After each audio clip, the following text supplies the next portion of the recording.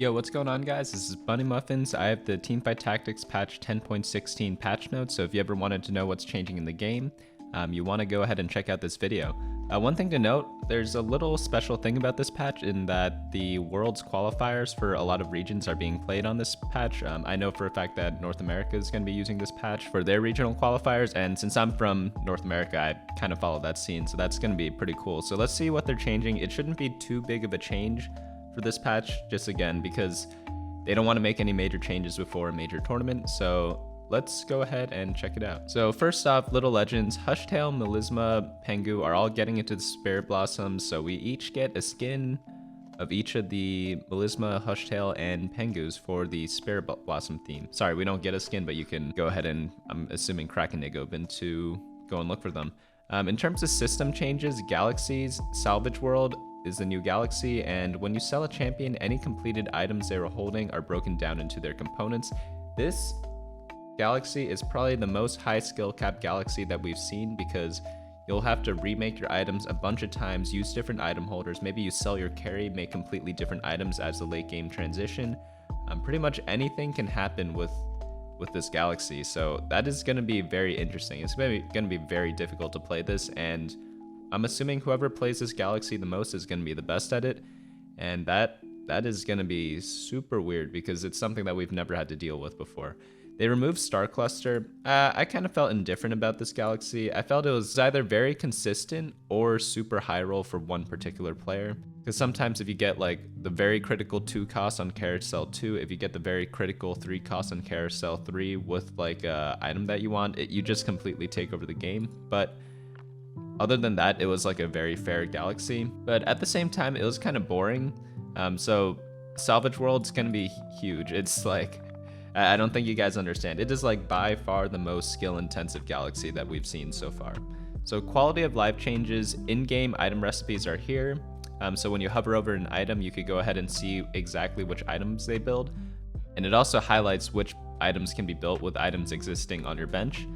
And yeah, recipes now appear in the tooltips for completed items. Before we move on, if you guys are new to the channel, go ahead and hit that subscribe button as it helps me out a lot, and you get notified on new TFT videos whenever I post them. So if you want to get better at TFT, definitely want to look out for that. Next up for items, we are taking a look at some of the items that are rarely built to open up new itemization options. So that's really good. Handed Justice has probably received the biggest change.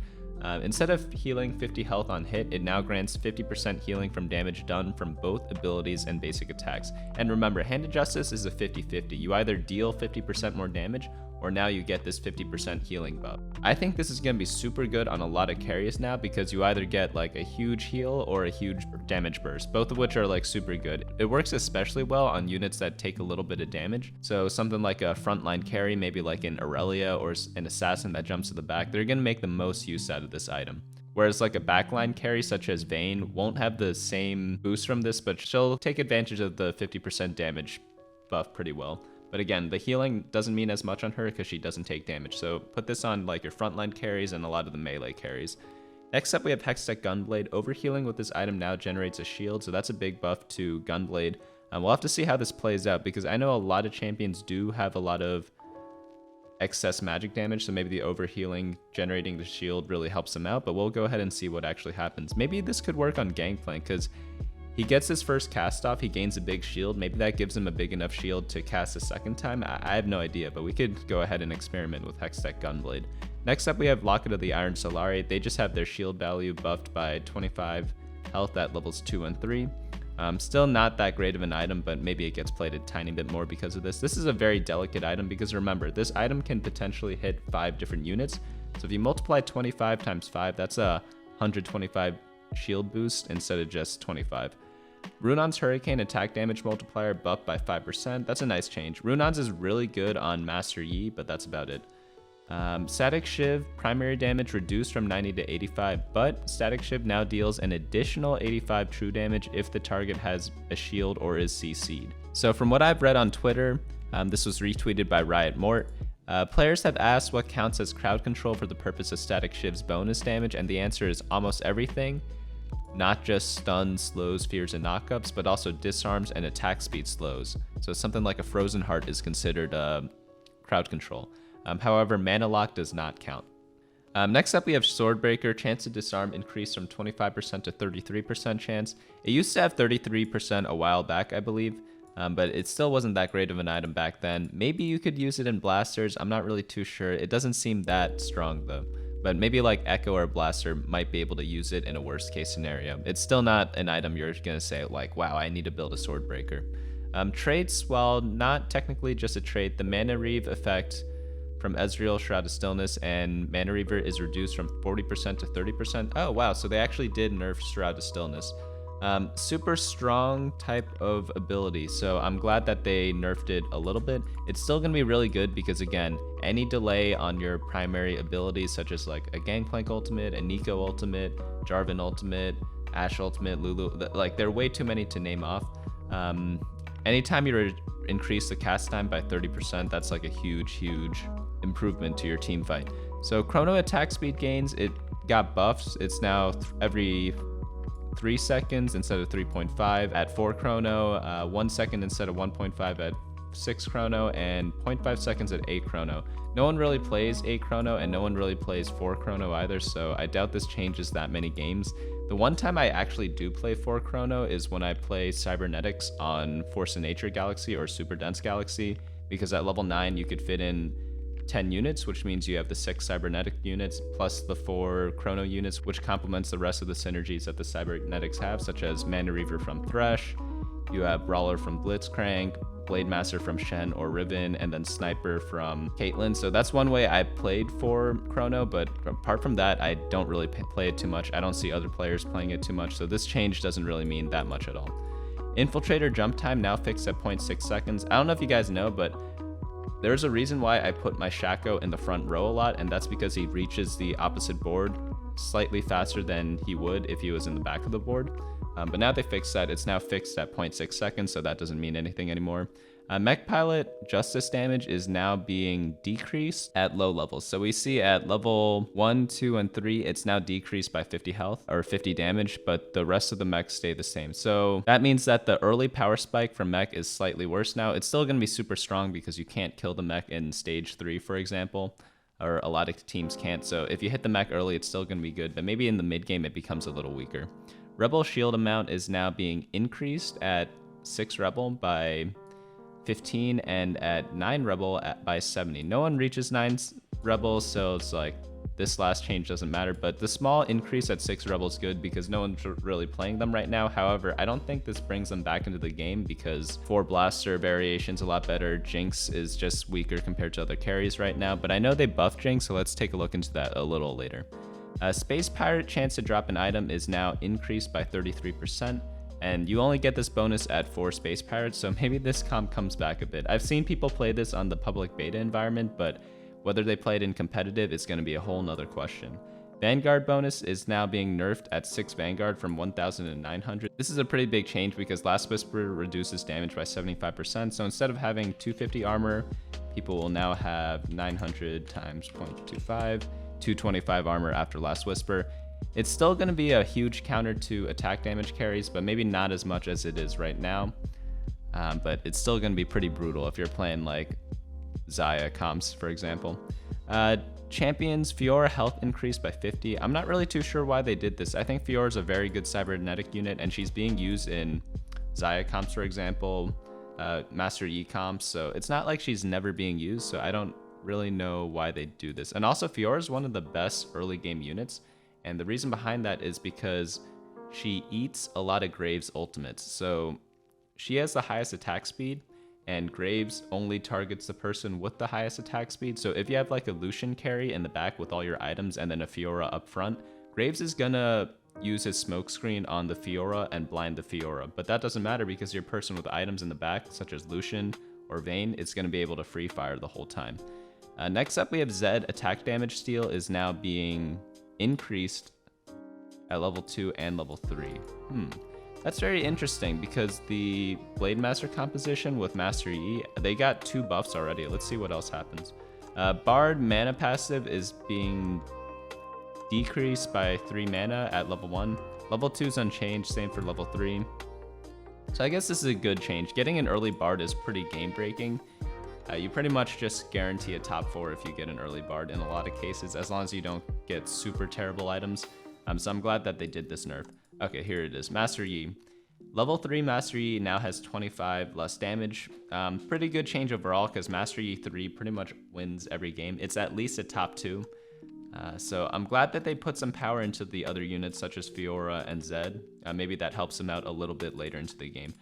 Though there's one thing I don't like. I don't like that they buffed Zed, because Zed with the Blade Master Spatula is another win condition. So if you get like 3-star Zed with Blade Master Spatula in that composition, you just like auto win the game as well. So now they have like 2 outs, and one of the outs got improved, and the Master Yi out got weaker slightly. So I guess like overall there's not too much of a change there. Tier 4, Chum the Water damage. This is from Fizz, and that gets reduced by 50 damage at level 1. No other change apart from that, and I completely agree with this.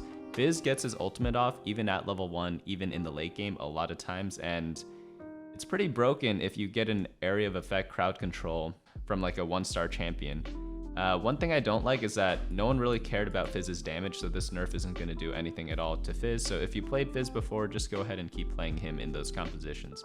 Jhin's attack speed is now being reduced by 0.5 at level 1 and 0.5 at level 2, so I guess he's going to be a tiny bit weaker now. And Jinx attack damage increased from 70 to 50. While this may seem like a small buff, it's actually pretty big, because once Jinx gets her first kill off, she kills everything else pretty much instantly. So getting a tiny damage boost in enabling her to get her first kill that much faster means a lot for this particular champion. So you have to be very careful whenever you buff Jinx, or nerf her for that matter. Teemo attack speed decreased by 0.05, so that these 2 nerfs, they target the Astra Sniper comp, which the rank 1 player is playing right now in North America, so that's a big change right there. But the comp's still gonna be really good. I've seen a lot of people, I've been watching a lot of in-houses from the top challenger players, and some of them are still playing Astra Sniper with great results. Last champion change, Gangplank orbital strike damage is now being increased. He now deals 100 more damage at level 1 and 100 more damage at level 2. Maybe that brings him back into the play. And with the 4 Space Pirate buff, maybe that makes Space Pirate an actual composition now. I'm actually kind of scared about it. Especially if you hit an early Gangplank. Because remember, no one goes for Gangplank, so that means you should be able to hit him fairly easily. And if you get triple upgrades on him, if you get a Guardian Angel on him, he's going to be killing a lot of things. Chase traits. What does that mean? We're currently looking to improve some of the chase. Oh, okay. I see what it is. So they're buffing a lot of the 9 or 8 synergies. So with Rebels, they increased the shield already, and there's also a damage buff of 15 to 20%. Star Guardian, they now get 60 mana instead of 45. Battlecast now deal 1,000 damage instead of 880. Darkstar at 8 now have 48 damage and spell power buff after each death, and then Infiltrator attack speed goes from 120% to 150%. These are really hard traits to get, so don't even worry about these changes, because they're going to happen in like 1% of your games, if that. 3-star champion balance. Okay, let's see what they did here. Leona's Cyber Barrier damage reduction is now increased from 200 damage reduction to 400. Malphite Energy Shield increased by 10%.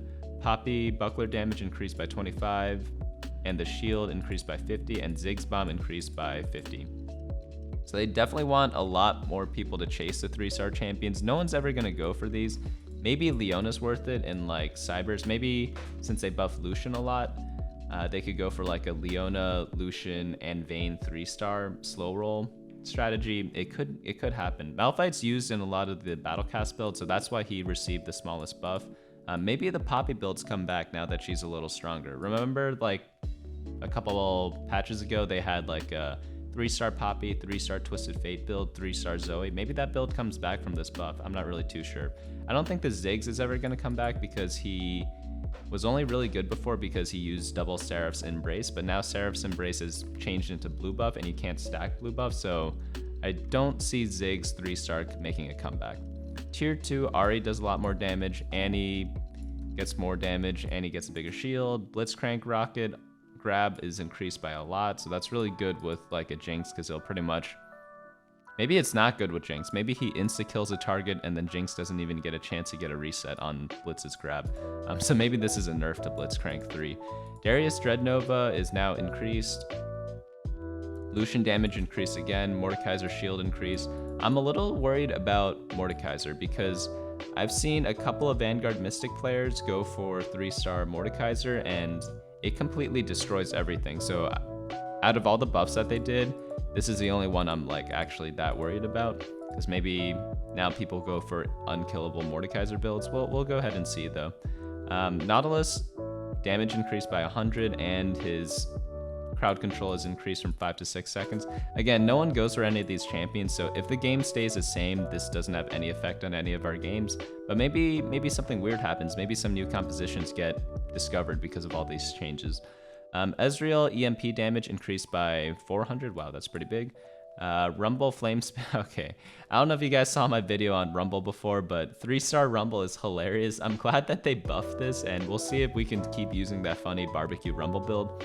I'm gonna be doing it a couple times, but I only go for it if I get a good star for it. I wouldn't recommend forcing the barbecue Rumble build, but I'll leave a link in the description below if you guys want to see some 3-star Rumble double jeweled gauntlet gameplay.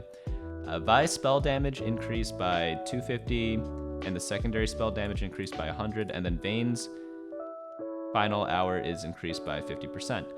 Vayne's another one I'm worried about, because I don't think the 3-star Vayne currently in its on 10.15 was that strong, but now it might actually be a viable thing to go for. Tier 4 champions, Gnar increased. Okay, guys, tier 4 doesn't matter. I'm just gonna skip these because, like, if you get a tier 4 champion at 3-star, you pretty much win the game. If they get their ability off, they pretty much kill everything. Like, especially this Riven, she's gonna deal a ton of damage. And then Janna's Howling Gale stun duration goes from 1.5 seconds to 8 seconds at 3-star. That's gonna be this. Okay, like, I guess for content, I'll try to make this happen in a particular game. But yeah, that's pretty much it. I just realized the past like 10 minutes I've been talking are for things that don't have any effect on the game if you're playing from like a climbing or a competitive standpoint. So let's just focus on what's important that changed. So hand adjust is big change. We're going to be wanting to build that on champions like Aurelia, maybe like a Fizz, maybe like Echo, maybe even a Zed, even though he can't use the mana. Fiora got a buff and Zed got a buff, so that means the Blade Master comp becomes a little better, though Master Yi's nerf maybe negates that a little bit. But if you get a Blade Master Spatula on Zed, that's going to be super good for you. Gangplank and Space Pirates might make a comeback. Rebel's a little stronger, but I still think the Blaster Brawler variation is going to be better for Jinx. Chrono changes don't matter. Locket changes don't matter. Runaan's, it's still going to be good in certain compositions like the Master Yi, but other than that, I wouldn't really build it too much.